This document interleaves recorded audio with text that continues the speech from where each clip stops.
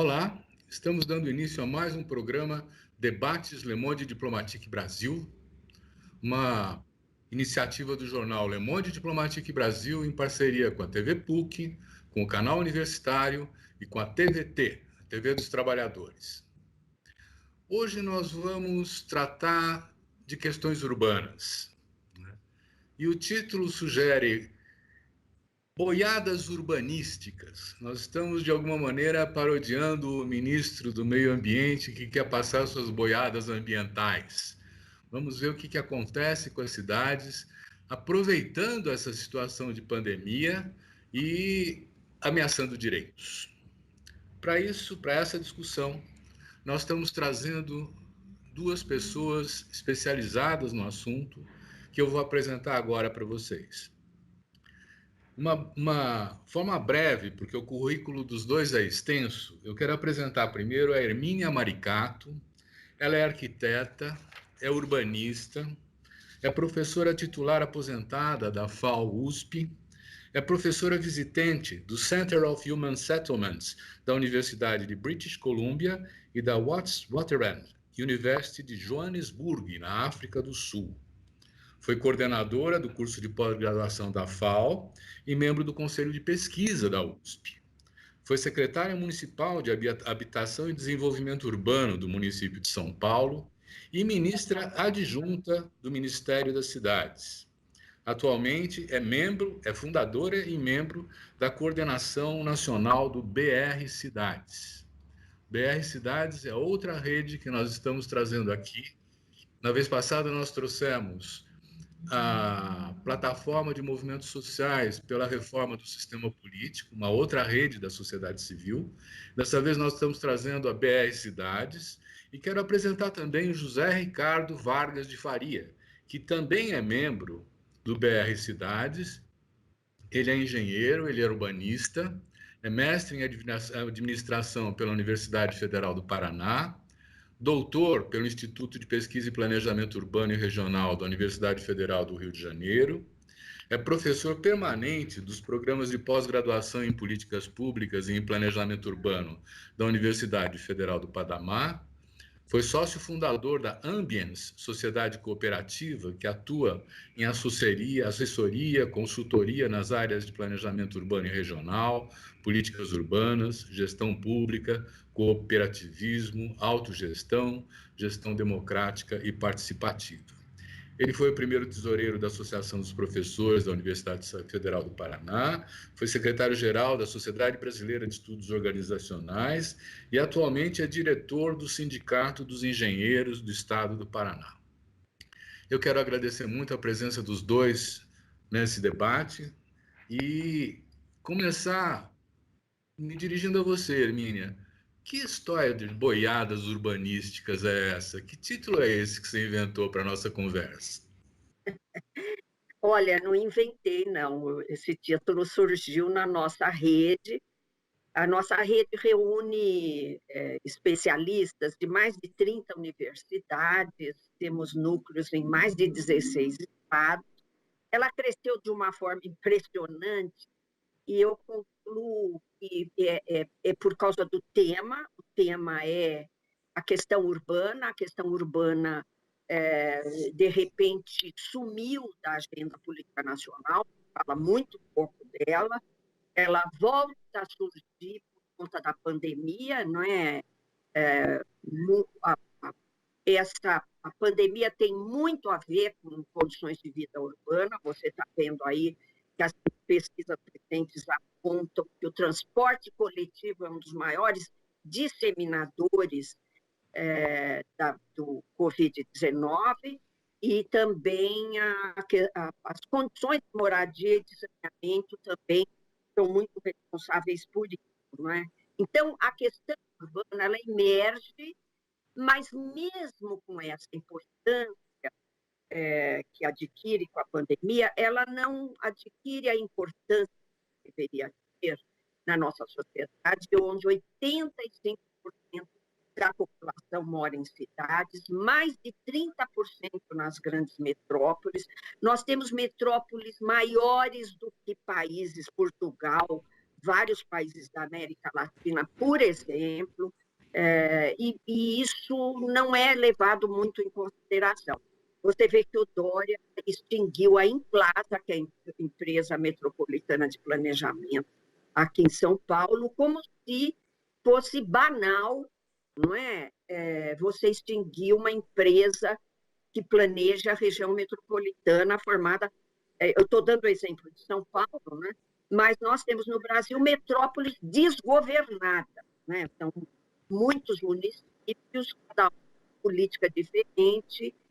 Apesar de ter lei, nós temos lei avançada no país, nós temos o Estatuto da Metrópole, nós avançamos muito pouco essa governança metropolitana. Mas o que nós percebemos nesse período de pandemia, houve essa evidência, mas ao invés de caminharmos na solução de problemas, nós estamos caminhando num sentido contrário, que nós estamos chamando das boiadas aí urbanísticas, né? Que estão passando, já que a mídia está muito preocupada, eu vou repetir o que o ministro do Meio Ambiente falou na reunião famosa do dia 22, já que está todo mundo preocupado com a pandemia, nós vamos passar as boiadas, né? E no caso das cidades, nós estamos vendo passar, por exemplo, ao novo marco do saneamento, que privatiza o saneamento, e ao invés de resolver, nós vamos atrasar a solução da falta de água, o não acesso à água tratada por 35 milhões de pessoas no Brasil, o não acesso ao esgoto, à coleta de esgoto por 100 milhões de pessoas no Brasil. Nós temos uma legislação urbanística, um ataque aos planos diretores e à legislação urbanística em várias cidades do Brasil. O Zé Ricardo, que conhece isso melhor do que eu, está trabalhando, está fazendo esse levantamento dentro da nossa rede, pode falar sobre isso, os ataques à legislação urbanística, e nós temos, finalmente, um ataque sobre a forma de despejos. Parece incrível que você tenha judiciário, prefeituras, governos estaduais decidindo colocar populações vulneráveis nas ruas, com idosos, com crianças, neste momento de pandemia. Eu diria até que isso é um crime antes da pandemia. Por quê? Porque a nossa legislação, nossa Constituição, ela fala de liberdade. A nossa Constituição dá o direito ao transporte, ao saneamento, mas isso, a função social da propriedade está lá na nossa Constituição, ela é regulamentada pela cidade, mas nós não vemos um judiciário se referir a toda uma legislação avançada que nós temos e que parece que é desconhecida, não é? E é importante lembrar que na produção das cidades brasileiras, na produção do ambiente construído, uma grande parte não tem a moradia, nem direito à cidade, nem pelo Estado, nem pelo mercado. E as pessoas não moram na estratosfera, elas não moram no ar, elas têm que morar num pedaço de chão. E um chão que precisa, não basta ser a moradia, precisa ser uma moradia que tenha acesso ao transporte, à água, ao esgoto, à iluminação, aos equipamentos sociais, pois esse direito é negado, não é? O fato de que o ser humano precisa de uma moradia para para sobreviver. Esse direito é negado, as pessoas ocupam porque elas não têm outra alternativa. Eu não estou fazendo uma alegoria à ocupação, não. Eu estou dizendo que existe uma ocupação geral informal de terras no Brasil. Aliás, tem também uma ocupação, uma tradição de grilagem de terras públicas também no Brasil. Isso quase não se vê, não é? Isso tem uma bibliografia vasta mostrando, mas quando uma comunidade vulnerável ocupa uma área por absoluta falta de alternativas, aí você tem um Estado que mobiliza para pôr essas pessoas na rua em plena pandemia. Em plena pandemia. Parece mentira que isso aconteça com milhares de pessoas, milhares de famílias. E qual é o principal protocolo para a gente combater o coronavírus, a epidemia do novo coronavírus? É o isolamento social. É a higiene, todos esses cuidados, num país em que parte da população não tem acesso à moradia e constrói sua própria condição de moradia e de cidade de forma absolutamente informal. Então, nós temos uma parte das moradias congestionadas, sem ventilação, que é outra condição importante contra a epidemia, sem insolação, sem ventilação e sem saneamento. São 35 milhões de pessoas. É o equivalente a muita população de muitos países, inclusive muitos países avançados, não é? Então, essa é um quadro, estou terminando, né? Um quadro tão escandaloso, tão extravagante, e é impressionante como isso passa invisibilizado pela mídia. Aliás, quero cumprimentar a TVT, ainda bem que, felizmente, uma parte das forças democráticas desse país se mobilizaram para construir um veículo de comunicação de massa que faça uma contranarrativa a essa a essa desinformação general. Eu quero agradecer por isso. Muito bem. Hermínia, está ótima a entrada. E eu continuo perguntando, assim, eu já percebi que tem algumas boiadas que estão passando, né? Queria perguntar então para o José Ricardo. José Ricardo, você tem algum detalhe maior sobre essas boiadas que nós estamos falando? Realmente são muitas boiadas, né? Até o que é essa ideia da boiada já é uma questão importante para a gente pensar, né? Na fala do ministro, no 22 de abril, ele basicamente indicava esse momento da pandemia como uma oportunidade, né? E só essa qualificação, ela de certa maneira, nos remete ao quão quão criminosa é essa ideia, né? Pensar esse momento da pandemia como uma oportunidade para que agendas que não tenham legitimidade social, agendas que não tenham apoio da sociedade, sejam aprovadas, aproveitando esse momento em que a pandemia concentra, né, e de alguma maneira orienta os olhares para um problema grave que nós estamos vivendo hoje no Brasil, né? E são muitas boiadas, de fato, né? Você tem, por exemplo, na educação, nesse momento, junto com, nesse contexto específico da necessidade de ações de ensino remoto, num contexto emergencial, vários governos estaduais e municipais aproveitando a oportunidade para instituir o ensino à distância, por exemplo, como regra. E isso é uma boiada que passa, né? Ou que passa, ou que esses governos procuram fazer passar, né? E a gente, na rede do BR Cidades, identificou que isso vinha acontecendo também nas prefeituras, nas cidades de modo geral, tanto em políticas estaduais, também federais, relativas à questão urbana, né? À política urbana. E, como disse a Hermínia, surgiu ali alguns integrantes do BR Cidades.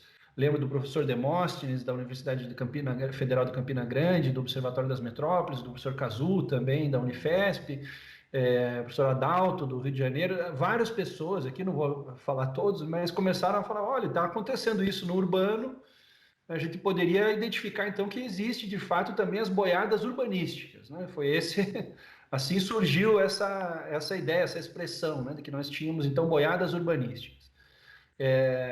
Essa identificação, ela tem algumas características, né, mas eu vou tentar pontuar algumas aqui para a gente começar a nossa conversa nesse nível mais específico, né? Mas uma das questões, e aí sempre lembrando essa ideia, né? Essa agenda não é uma agenda que surgiu no contexto da pandemia, é justamente a janela de oportunidades que o contexto da pandemia, nessa perspectiva desses agentes, né? Perceber a pandemia como se fosse uma janela de oportunidades. Então, basicamente, né, são alterações legislativas, por exemplo, que favorecem o mercado imobiliário, isso tem aparecido com bastante frequência. Então, alterações de coeficientes urbanísticos que permitem atender interesses do mercado imobiliário em termos de construção. Em alguns casos, como é o caso do Recife, alteração no plano diretor sem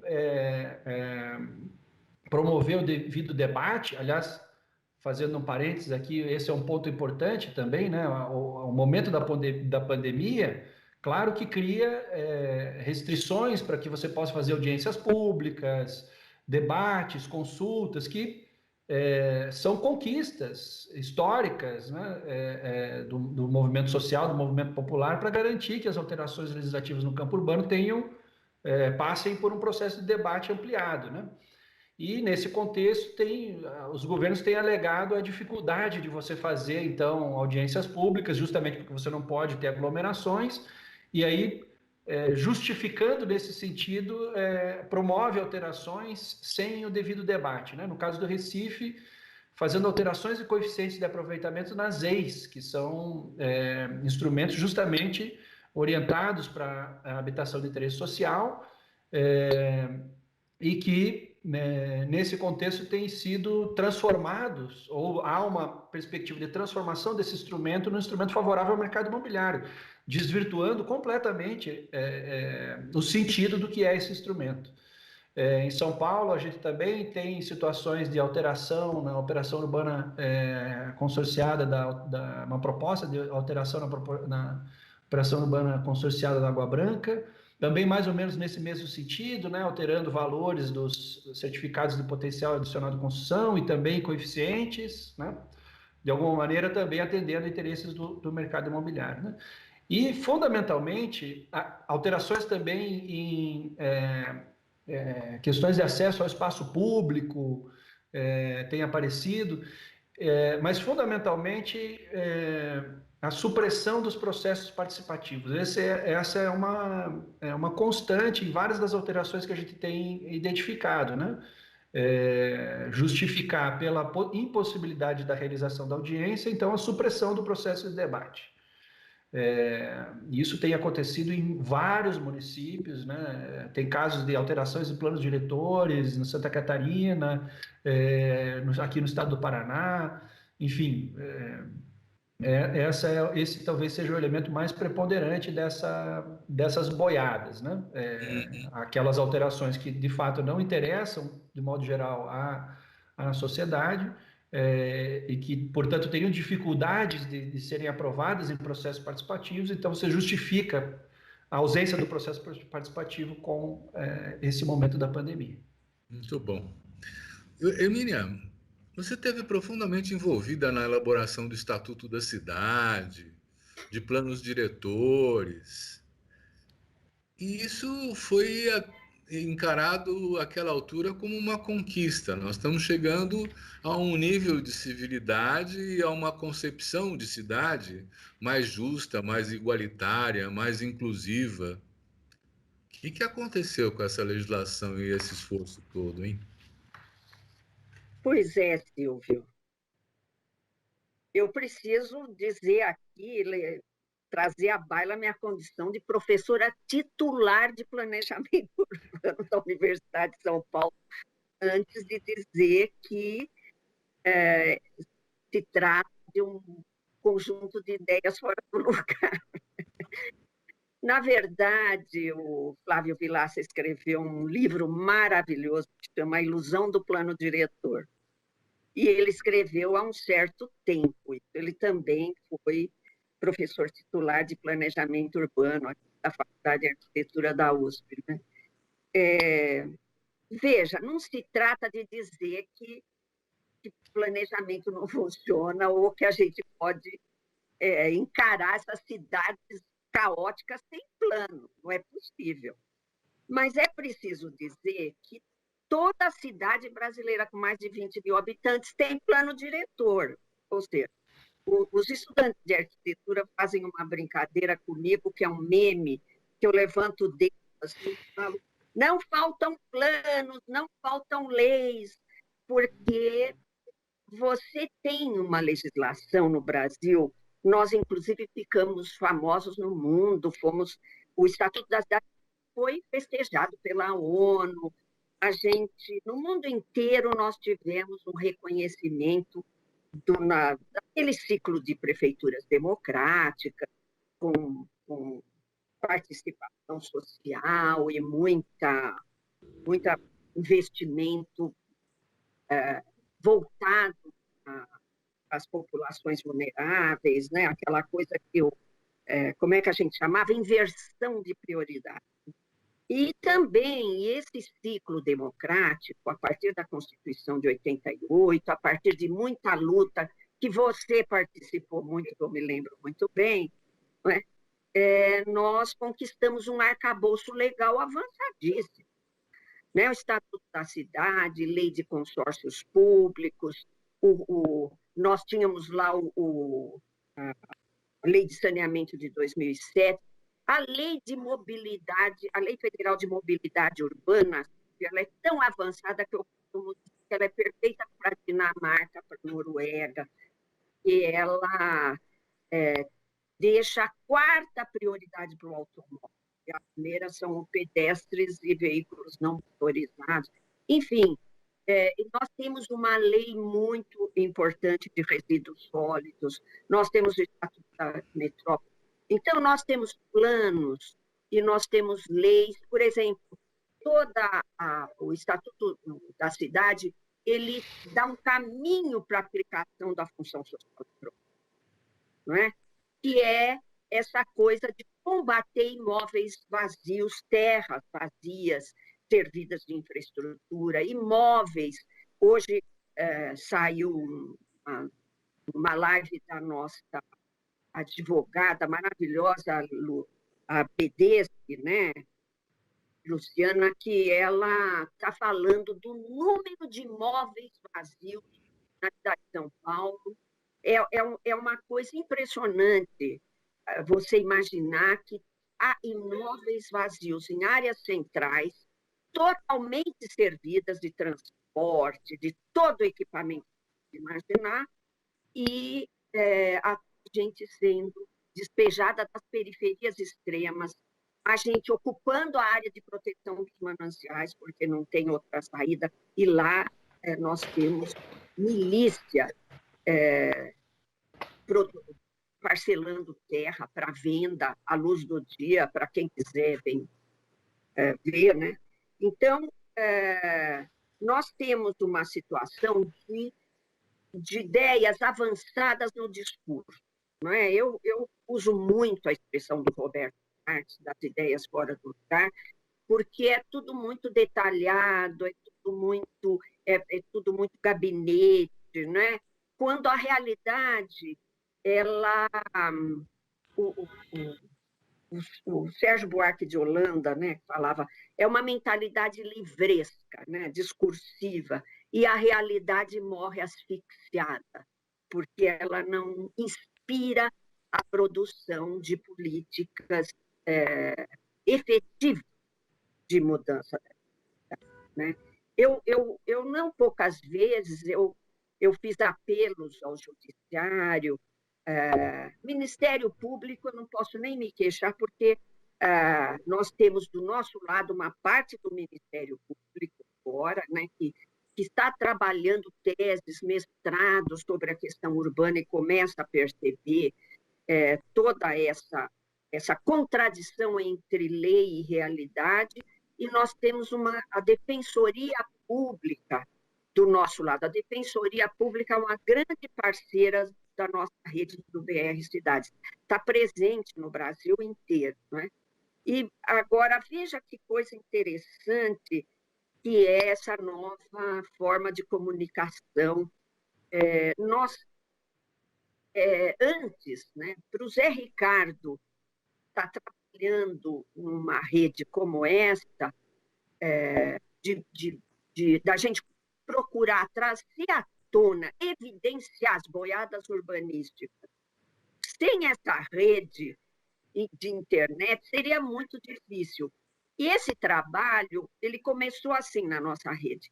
O pessoal de Recife falou, olha, as zonas especiais de interesse social, elas foram criadas para proteger espaços, como o Zé Ricardo falou, para a habitação de interesse social. E elas estão sendo usadas para o oposto, quer dizer, já que você tem uma reserva para habitação social, o mercado imobiliário tenta se apropriar. Sabe quando você tem uma legislação que é aplicada pelo seu contrário? É isso. Isso não é boiada. Eu não sei o que é com aquele conceito. Não é? Mas, então, olha, está acontecendo isso em Recife. Olha, está acontecendo isso em Santa Catarina, em alguma cidade. Olha, lá em Natal, né, Zé, também tem o plano diretor de Natal, que eles querem aumentar o gabarito de ocupação da orla de Natal. Isso é quase Brasil, aumentar o gabarito da orla, nós podemos dizer que é o Brasil todo, e isso traz absurdos, como tirar, muitas vezes, o sol da praia, não é? Que acontece aqui na cidade de Santa Catarina, que eu esqueci o nome, né? Você tira o sol da praia. Camboriú, isso. Então, são absurdos que dizem respeito ao direito básico, que não é só das populações vulneráveis, não. Você tem uma parte da classe média que está emburrecida também por conta da desinformação, porque isso é importante para todo mundo saber que o transporte coletivo é um grande vetor de contaminação, por exemplo. É importante para todo mundo saber que o mercado imobiliário, que nos últimos 10 anos elevou o preço da moradia e o preço dos aluguéis, a ponto de criar uma crise que as nossas cidades ficaram dispersas por conta da política fundiária que acompanhou o boom do mercado imobiliário nos últimos 10 anos, tudo isso diz respeito ao custo da cidade. Quando ela é mais dispersa, ela custa mais caro, porque você tem que levar transporte coletivo, água, esgoto, iluminação para as periferias, vazios no tecido urbano, as cidades de porte médio aí que mostram muito isso, não é? Então, eu quero trazer isso à baila, né? Eu não sou contra a legislação que está aí. Eu acho que nós queremos aplicar a legislação que está aí. Aplicar a função social da propriedade. Aplicar o direito à moradia, não é? Nós estamos falando, então, na verdade, de vamos dizer assim, de um controle sobre a cidade pelo mercado imobiliário, pelos interesses do capital, que sacrifica a qualidade de vida, por exemplo, a Sombra em Camboriú, né, para poder fazer os seus investimentos e ganhar dinheiro com isso. Vai na onda, né, dessa também, esse impulso de privatizações que agora está chegando nas cidades, na área do saneamento, já entrou na mobilidade, né? E é curioso, porque em muitos outros lugares o movimento é contrário, quer dizer, não se está mais privatizando os serviços públicos, se está remunicipalizando. Paris, por exemplo, retomou a gestão pública da água 10 anos atrás, porque antes tinha dado para um duopólio, duas empresas de exploração nessa área. O que aconteceu?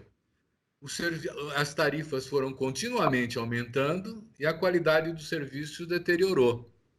Então, o que aconteceu com o Legislativo Municipal lá? Eles decidiram retomar a gestão pública da água diretamente pela Prefeitura de Paris, alegando o seguinte: as empresas privadas atuam de maneira incompatível com a prestação de serviços públicos. Olha só, né? E em 10 anos, agora, a água de Paris está 40% mais barata do que no entorno que está privatizado, a qualidade melhorou e o investimento aumentou. Mas aí tem um pulo do gato, né? Foi criada uma comissão de gestão da água que tem os funcionários da área do saneamento, tem os usuários representados e tem os representantes de governo, além de ter cientistas para garantir a qualidade da água, né? Isso significa que a participação aí foi central. E agora, Zé Ricardo, nós também tivemos uma estrutura de participação efetiva, o Conselho das Cidades, os conselhos de gestão, não é? Como é que você vê essa tensão entre o público e o privado e essa onda de privatizações aqui no Brasil agora nas cidades? Eu até a fala da Emília agora há pouco falando sobre não faltam leis, sobre o meme que tem com a imagem dela dizendo que não falta. Eu tenho uma disciplina no programa de pós-graduação em planejamento urbano aqui na Federal do Paraná, que uma das aulas a gente trata desse período, né? O período do Ministério das Cidades, do período em que se produziu realmente uma alteração e um conjunto de instrumentos de política urbana nacionais importante, né? Então tem bastante bibliografia sobre isso, mas eu mando, além da bibliografia, o meme também faz parte, compõe a bibliografia, porque ele sintetiza um pouco a ideia para os alunos do que a gente passou nesses últimos anos, né? Como você bem disse, né, e eu tinha já comentado um pouco antes, essa agenda ela não surgiu nesse momento, né? A agenda das privatizações, mas é como você falou, né, Silvio? Em todo lugar do mundo, o fracasso dessas alternativas tem se evidenciado. Portanto, elas acabam por se tornar cada vez mais contrárias ao interesse social e, portanto, cada vez também mais difíceis de serem legitimadas em processos participativos.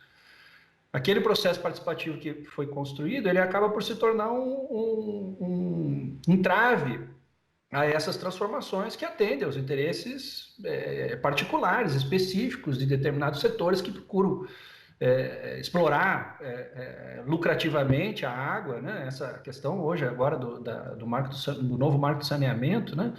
Num contexto, nós estamos aqui no sul há praticamente 6 meses sem chuva, com rodízio no abastecimento de água, já partindo para daqui a pouco 24 horas com água, 48 horas sem, naqueles lugares que têm recebido água, porque em várias regiões aqui da região metropolitana de Curitiba já não recebe, por conta do seu posicionamento dentro da rede de distribuição, né? Por dificuldade enfim, de levar água por recalque nessas áreas. E, portanto, o acesso à água, especialmente pensar nas possibilidades do acesso à água do aquífero Guarani, por exemplo, que é um enorme patrimônio nacional, né? Justamente nesse contexto, é privatizado. Isso, obviamente, não tem nenhuma legitimidade social. Em que momento isso poderia ser, com ampla discussão, aprovado? Só no momento em que a discussão não se dá. Só no momento em que você consegue justamente passar longe dos olhos, né, da sociedade brasileira essas transformações. Esse é o ponto-chave da tal boiada, né? Justamente aproveitar esse momento para tudo aquilo que é contrário ao interesse social possa ser efetivamente realizado, né? E como você falou muito bem, Silvia, nesse contexto, me parece, cada vez mais, né, há uma percepção do fracasso dessas alternativas, portanto, elas sempre têm cada vez menos legitimidade, portanto, cada vez mais dificuldade, né? Mas é evidente que a correlação de forças hoje não é muito favorável, né? Isso a gente também tem que reconhecer, né? O que piora ainda nessa dificuldade que nós temos em termos de mobilização, né?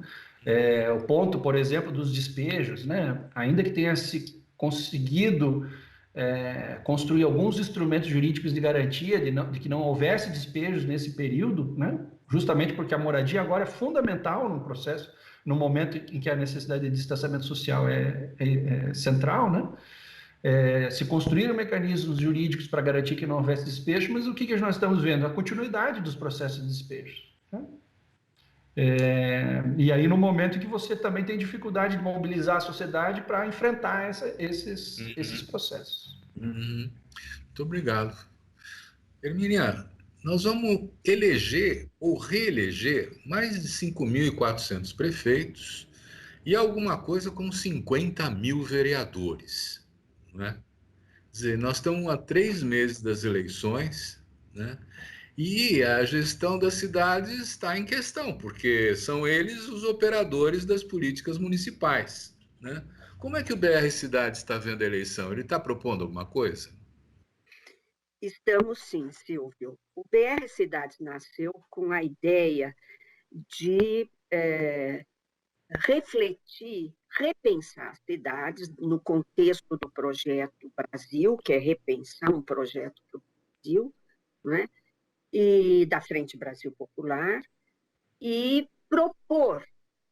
Nós temos clareza que nós estamos num novo ciclo político, econômico, social e ambiental no Brasil, em consonância com a globalização neoliberal, e que nós precisamos inovar. Nós precisamos definitivamente reinventar a política no Brasil. Não é? Nesse sentido, no início, eu estava convicta que o nosso trabalho era de médio e longo prazo. Não queria ouvir falar em nada que fosse institucional de curto prazo. Pensei muito que eu queria dedicar os anos que me restam de vida para a sociedade civil, para a gente fazer um esforço de pedagógico, de formação e de informação da sociedade brasileira sobre sua própria condição, para que a gente superasse o que eu considero que foi uma armadilha, que foi uma institucionalização de toda a esquerda, de todas as nossas forças democráticas, e que saíram do chão, não é? Da cidade, do chão, de onde moram a maior parte da nossa população trabalhadora, e que esse espaço foi ocupado, nós sabemos por quem, né? Religiões pentecostais que prestam serviço, áreas onde o Estado está ausente, as milícias, crime organizado. Aqui em São Paulo, o crime organizado é muito importante. Nós temos estudos aí que mostram isso, inclusive para garantir até previdência para mães de muitos companheiros deles mortos, tal, né? E então nós achamos que era hora de repensar o Brasil, produzir diagnósticos e propostas, mas cada vez mais nós fomos nos aproximando da ideia, olhando os ataques à democracia no Brasil tão forte, que a eleição municipal deste ano teria e tem, né, um papel estratégico. Como nós achamos que não dá para reconstruir a democracia brasileira sem capilaridade no território do país todo, né, no campo e na cidade, nós estamos convictos de que a reconstrução da democracia no Brasil passa pelos bairros, pelas igrejas, pelas escolas, pelas ruas, novamente, coisas sobre as quais nós escrevemos muito, nós 3 que estamos aqui. Né? E então, a gente fez 2 encontros nacionais, chegamos numa plataforma nacional de consenso entre nós, geral, de alguns pontos. A gente recuperou muitas das políticas do ciclo virtuoso da política urbana no Brasil, cujo programa mais importante foi o orçamento participativo. É muito importante reconhecer que nós abandonamos instrumentos de participação social e de controle sobre investimento na cidade, distribuição de renda, como é o caso, políticas públicas, como é o caso do orçamento participativo, não é? E também agregamos algumas novidades do urbanismo nunca mundial, modernista, principalmente urbanismo moderno, não se aprofundou, que é a questão ambiental, questão das identitária, né, de gênero, de raça. No Brasil, principalmente, não dá para acreditar numa democracia que não coloque a questão da raça como uma das questões fundamentais, não é? Então, após esses 2 encontros e fixar uma agenda nacional, nós decidimos que todos os nossos participantes partiriam para discutir a agenda local de sua cidade. Então, nossos parceiros todos estão trabalhando esse ponto agora. E trabalhando, nós, na verdade, como um pouco fora da agenda, a eleição, por incrível que pareça, aqui, nós estamos há 3 meses da eleição, né? Nós temos sido muito procurados por candidatos, é impressionante, né? Para que a gente ajude a discutir agendas de governo, plataformas de governo, projetos de governo, né? Municipal e no Brasil todo. Quer dizer, tem gente que se interessa. Mas é incrível você ver os partidos tão pouco mobilizados nesse sentido. Você vê todas as forças democráticas do país muito mais, se você olhar o discurso, muito mais preocupadas com a última coisa que o presidente falou do que, de fato, com o que nós queremos no meio dessa pandemia. A política urbana é fundamental, o poder local é fundamental, a Constituição garante para o poder municipal muita autonomia. Eu recentemente fiz uma live com o Machado, que foi prefeito de Piracicaba, e o Cláudio de Mauro, que foi prefeito de Rio Claro, e uma das evidências que nós lembramos é que, naquele período, nós tínhamos poucos recursos. Quando eu fui secretária do governo Erundina, na cidade de São Paulo, a gente era a briga de foice por cada centavo do orçamento na reunião do secretariado lá, né, que tinha o Paulo Freire, a Madrina Chauí, esse grupo todo, o Paul Singer. E nós tínhamos poucos recursos e fizemos muito. Isso é interessante. Então, o poder local é muito importante, muito. Há pequenas cidades no Brasil fazendo coisas importantes. O Ricardo certamente tem muito exemplo aí para falar sobre isso. Tem. Inclusive, por exemplo, eu tenho conhecimento que tem 16 cidades brasileiras que adotaram o tarifa zero, né? Quer dizer, na mobilidade. Né?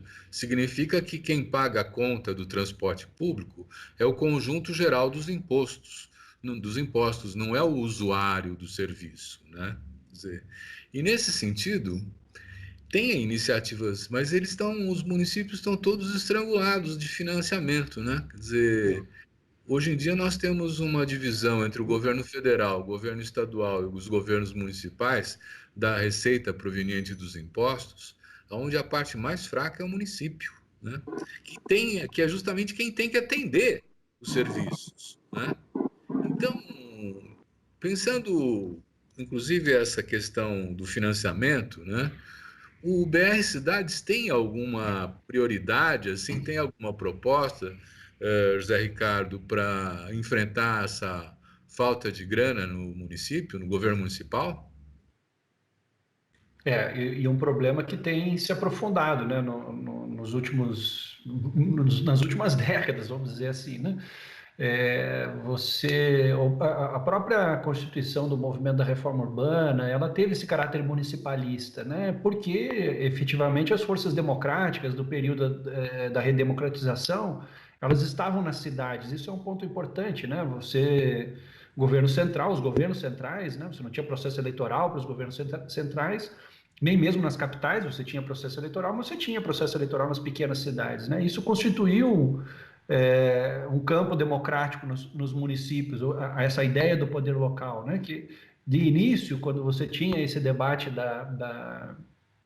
do projeto democrático popular, a centralidade do poder local sempre foi muito destacada, né? Esse era um ponto importante. A Constituição indicou esses elementos, né? Levou atribuições aos municípios, promoveu, de certa maneira, também o aumento da distribuição fiscal para os municípios. Mas isso teve um momento ali de aumento do financiamento dos municípios no final da década de 80, início da década de 90, e progressivamente isso foi sendo revertido, né? Hoje, cada vez mais, você tem um processo de concentração de recursos na esfera federal, uma diminuição das chamadas transferências obrigatórias, com um aumento das transferências voluntárias, ou seja, o município tem que ir lá inscrever o seu projeto, né? Não define mais políticas públicas, ele acaba sendo um executor de políticas de outras esferas, né? Em alguns municípios um pouco mais estruturados e que eventualmente têm uma dinâmica imobiliária, se valeram de um instrumento também, um conjunto, né, de instrumentos que foram constituídos nesse processo, da outorga onerosa, né, para capturar recursos no processo de valorização. E isso cria uma contradição importante, né, porque o poder local acaba sendo, né, o município acaba se associando, de certa maneira, aos interesses do mercado imobiliário, na medida que tem que criar a valorização justamente para poder capturar parte da valorização. Né? Então, a valorização o aumento do preço da terra acaba sendo, de certa maneira, visto como um processo virtuoso, né? Isso é um contrassenso, né? Porque justamente cria as maiores dificuldades para o município em termos de periferização, de dificuldade de você otimizar as infraestruturas, né? Então, os problemas eles vão se agigantando, né? E a gente vê nesse contexto de uma proposta, inclusive, de reforma tributária, que as questões centrais também não estão sendo enfrentadas, né? Então, segue incidindo a tributação sobre o consumo, independente de uma revisão disso, né? Com muito pouca tributação sobre patrimônio, né? Isso é escandaloso no Brasil, né? Então, você ter proprietários internos, falando especificamente na questão urbana, aqui pensando nos municípios, né?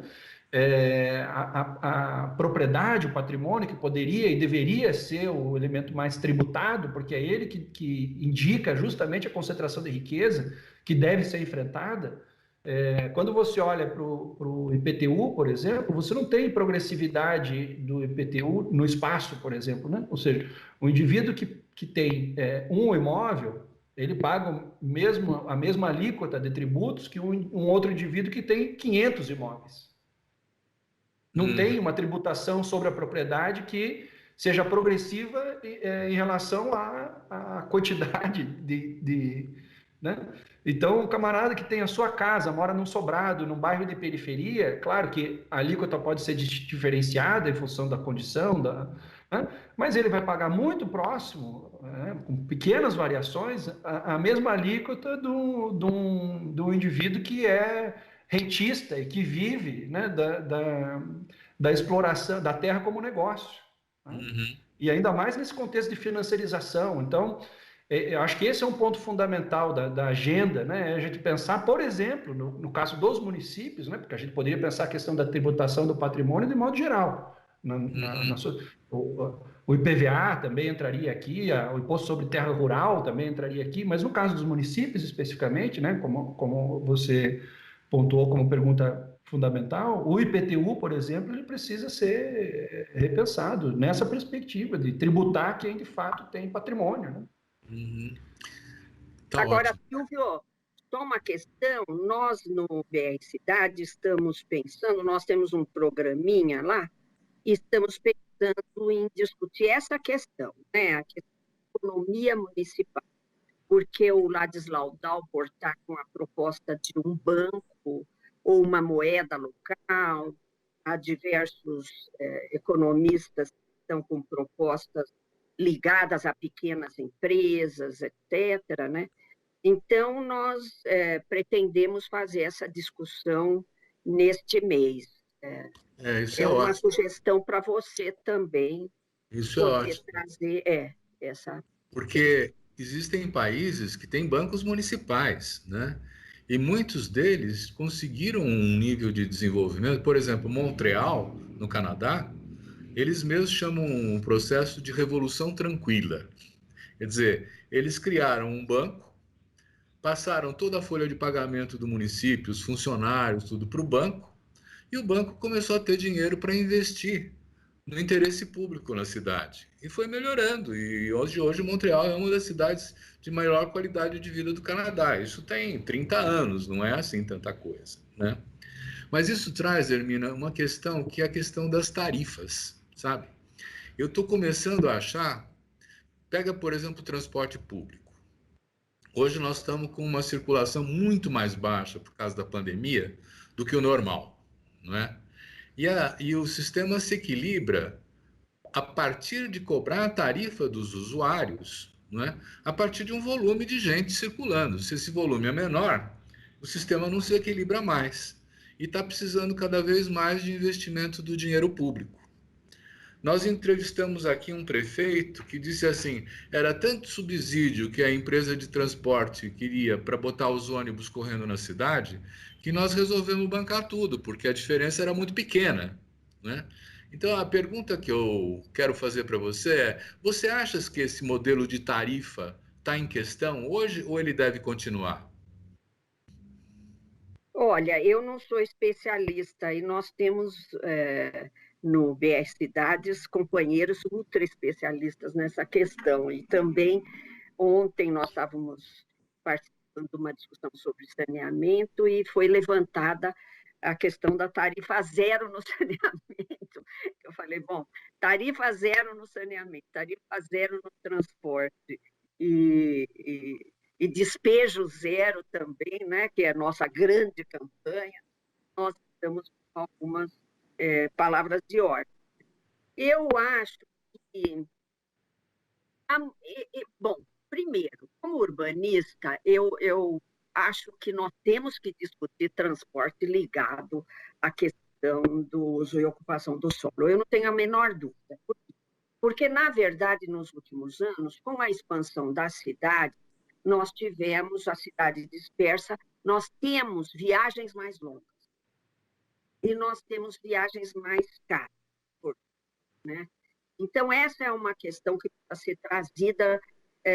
Se a gente vai trazer a questão da tarifa, tem que discutir o sistema, tem que discutir uma política de controle sobre a dispersão horizontal da cidade, sem dúvida nenhuma, essa questão de você levar emprego para as áreas que não tem. A gente não tem muito controle sobre o uso e ocupação do solo, por isso que o Zé Ricardo citou aí, né? Por causa do grande peso que tem no Brasil proprietários de terra e imóveis, né? Então, faz parte, né? Eu chamo nó da terra, faz parte da sociedade brasileira esse poder, né, patrimonialista, né? Então, agora, tarifa zero, algumas prefeituras que aplicaram, no caso de Maricá, são prefeituras que têm uma arrecadação razoável, não é?